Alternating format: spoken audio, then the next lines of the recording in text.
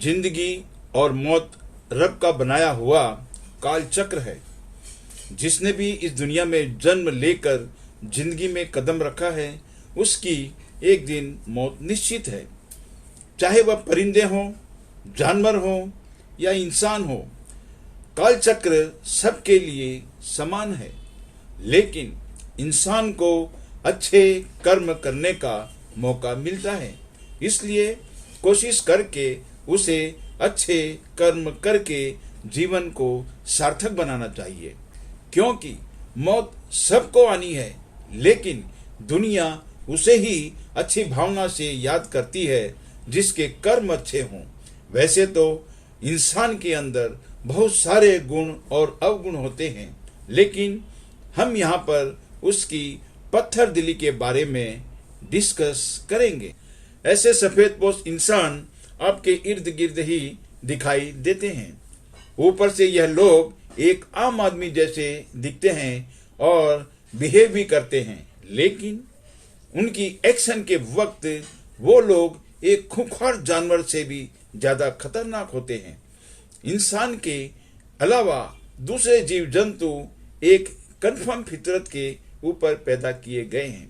वो अपनी कुदरती फितरत को बदल नहीं सकते। मसलन बिच्छू को अगर आप कोई मदद करना चाहें तो भी वो आपको डंक ही मारेगा, क्योंकि डंक मारना उसकी फितरत है।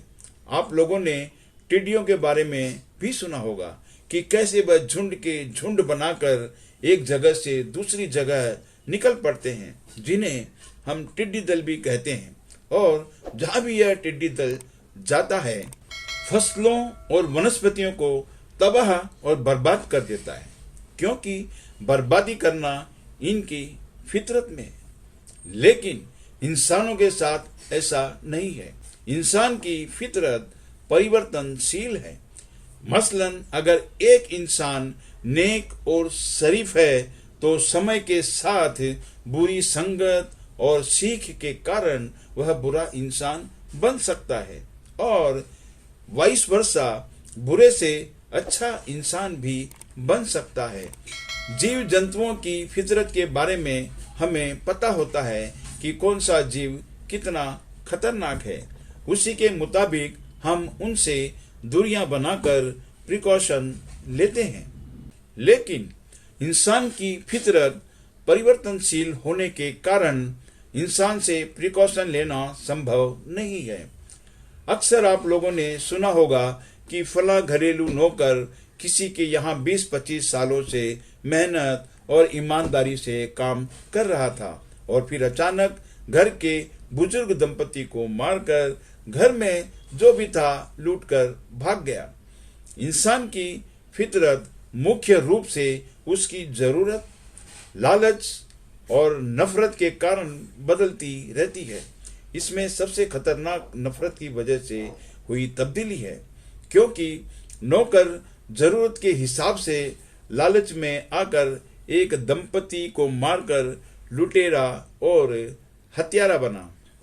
लेकिन जब इंसान में नफरत के कारण बदलाव आता है तो उससे लाखों करोड़ लोगों के ऊपर इसका बुरा असर पड़ता है। नफरत के कारण बदलाव में इंसान किसी खूंखार जानवर और दरिंदे की तरह हो जाता है, क्योंकि बदलाव के बाद उसके दिल में दया या रहम नाम की कोई चीज नहीं होती। और जब ये दरिंदे आपस में एकजुट हो जाते हैं तो गांव के गांव और शहर के शहर बर्बाद हो जाते हैं, तबाह हो जाते हैं। ऐसे दरिंदों को नफरत का जहर पिलाकर इतना ब्रेन वॉश किया जा चुका होता है कि उनकी अपनी सोचने समझने की शक्ति भी प्रायः लुप्त हो जाती है। और ऐसे दरिंदे इंसान के रूप में एक रोबोट की तरह होते हैं, जिनका रिमोट दूसरे के हाथ में होता है। इनकी नजरों में बच्चे, औरतें, बीमार, बूढ़े सब एक समान होते हैं। यह लोग कोई फर्क करना नहीं जानते। इन इंसानियत के दुश्मनों का कोई धर्म और मजहब नहीं होता। इन दरिंदों का सिर्फ और सिर्फ एक ही मजहब होता है, और वह है नफरत और सिर्फ नफरत।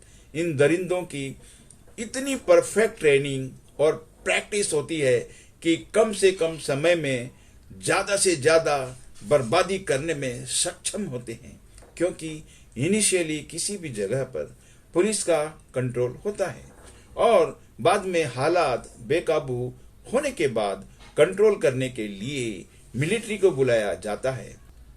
इनके पास मिलिट्री के आने तक का समय ही होता है कि इतने कम वक्त में ज्यादा से ज्यादा बर्बादी करना है। हालात काबू हो जाने के बाद ये इंसानियत के दुश्मन ऐसे गायब होते हैं जैसे गधे के सिर से सींग। यह लोग कहीं नहीं जाते, बल्कि आप लोगों के बीच में ही सफेद पोश और इज्जतदार बनकर रहते हैं।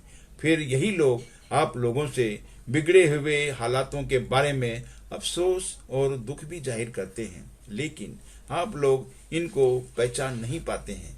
ज्यादातर बेरोजगार युवक, कॉलेजों में पढ़ने वाले स्टूडेंट्स और पॉलिटिक्स में अपना करियर खोजते हुए लोग ही इन लोगों के सॉफ्ट टारगेट होते हैं, जिनको आसानी से नफरत का जहर पिलाकर रोबोट बनाया जाता है। ऐसे रोबोट बन चुके दरिंदों की नफरत का लावा कहीं कम ना हो जाए, इसलिए बीच बीच में कुछ ऐसे एपिसोड्स होते रहते हैं जिससे कि उनकी नफरत कम होने की बजाय बढ़ती रहे।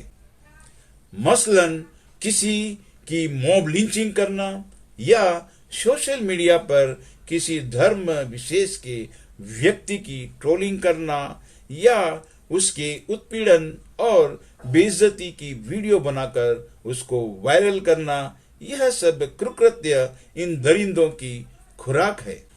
ऐसे दरिंदे रोबोट कम होने की बजाय बढ़ते ही जा रहे हैं। बुल्ली बाई और सुल्ली डीप ऐप भी इसी नफरत की देन है। यह नफरत हमें कहां ले जा रही है? इसमें बर्बादी के सिवाय कुछ भी नहीं है। यह बहुत ही गंभीर और चिंता का विषय है। ऐसे में अगर कोई दरिंदा रोबोट पकड़ा भी जाता है तो ज्यादातर केस में उसके घर वालों को भी उसके बारे में कुछ भी पता नहीं होता है। ऐसे में हम सब लोगों की यह नैतिक जिम्मेदारी बन जाती है कि अपने अपने बच्चों पर नजर रखें, साथ ही उनके सोशल मीडिया अकाउंट्स और उनके मिलने जुलने वाले दोस्तों के बारे में भी जानकारी रखें और दूषित होते हुए माहौल में अपनी भागीदारी से बचें। इंसानों से रोबोट बने लोगों से भी मेरी ये गुजारिश है कि काश आप लोगों की ये कार्य शक्ति और परफेक्शन विनाश की बजाय विकास के काम में आता तो देश का कितना हित होता। लगभग 2 सालों से देश महामारी से जूझ रहा है। ऐसे में आप लोगों को अपनी शक्ति का उपयोग करते हुए मरीजों और अस्पतालों को मदद करनी चाहिए। इस जहरीले वातावरण से बाहर निकलिए और इंसानियत को बचाने के लिए अच्छे कर्म कीजिए। फिर देखिए आपको कितना आत्मिक सुख और सुकून मिलेगा। ऐसा बदलाव मुमकिन है क्योंकि कुदरत ने इंसान की फितरत को परिवर्तनशील बनाया है। यही इंसान और जानवरों में फर्क है कि जानवर अपनी फितरत बदल नहीं सकते, लेकिन इंसान को आखिरी वक्त तक अपनी फितरत बदलने का मौका रहता है। नफरत ने आपको दरिंदा बनाया तो मोहब्बत और इंसानियत आपको एक अच्छा इंसान बना सकती है। एक अच्छी उम्मीद के साथ मैं आप लोगों से विदा लेता हूं। जो लोग इस चैनल पर नए हैं प्लीज सब्सक्राइब कर लें और बेल आइकन के बटन को भी दबा लें ताकि मेरे नए वीडियोस की नोटिफिकेशन आप लोगों को मिलती रहे। अगर किसी को ये मेरा वीडियो पसंद आया है तो प्लीज लाइक करें, कमेंट करें और शेयर करना ना भूलें। जय हिंद।